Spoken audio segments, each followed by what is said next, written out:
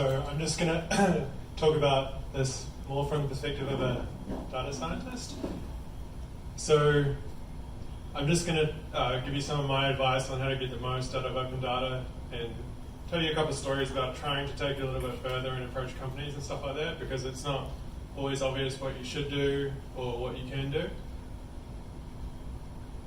So just about me, I've got a Master's in Petroleum Science and I used to be in the oil industry, but mostly I do machine learning now. And my company is ThinkCDS, which you can look up if you're interested. Mostly we do machine learning projects for companies, point clouds and stuff like that. And my first tip for getting the most out of open data is to work in a group. It can motivate you, and if you're not showing your work regularly, it's probably not up to spec.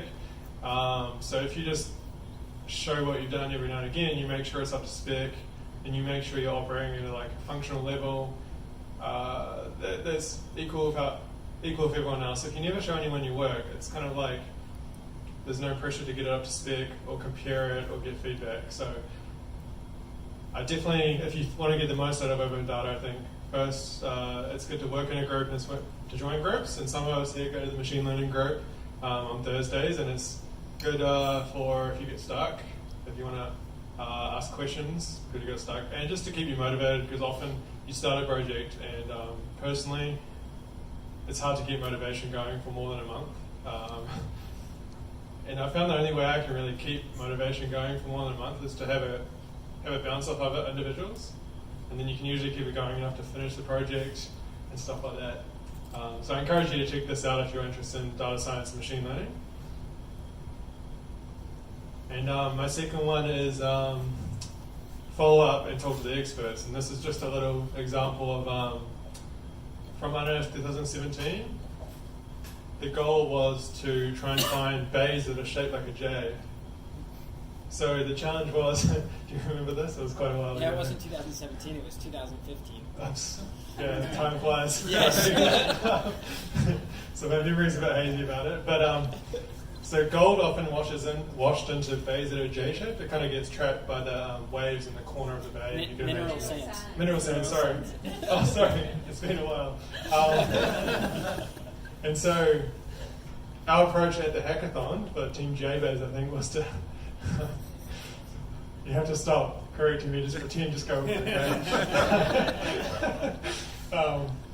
We tried to, so this is paleo bays, so it's not actually with the water, it's actually bays that used to be underwater, or used to be at the water level. So you're looking at the current topography above ground. So our approach was to break it up into potential bays. So it's just to break it up into contours of equal elevation, and then the next part is you've got this line all around Australia, and you have to break that up into bays somehow, which is pretty challenging because it's fractal, and where do you define where to cut it? So we did that. We broke it up based on curvature and based on defining a certain proposed bay size, and then we gave all the bays features like elevation, curvature. For this, we really picked the brains of the experts, and then we tried to identify ones that did have mineral sands. But the interesting part about this is we tried to follow up for a couple of months afterwards with the help of Unearth, and we managed to go to Iluka and get feedback from the senior geologist, which is really valuable. And that was the fun part, because you go to hackathon and that's really good, and you hardly have time to finish anything. But you can follow up, and the companies are usually pretty keen to talk to you if you have a decent pitch and you have the commitment to keep working on it. And they will talk to you, and they will give you feedback, which is really good. In this case, the feedback we got was, oh, that's similar to what we're already doing, so we're not interested. But it was a good experience, and yeah, I actually really enjoyed it. So I'd encourage you guys to follow up on any hackathon or competition ideas that you think are good, and the companies usually will be more than willing to talk to you, which I found surprising at the time. And yeah, so my advice is also to talk to the experts more and earlier, because they can usually just save you a week just by a few little tips. Does anyone have questions about this? It was a bit of an info dump. Yeah. So there's examples of the bays we found, and it's just really a nice picture. I probably don't have time to explain it to you.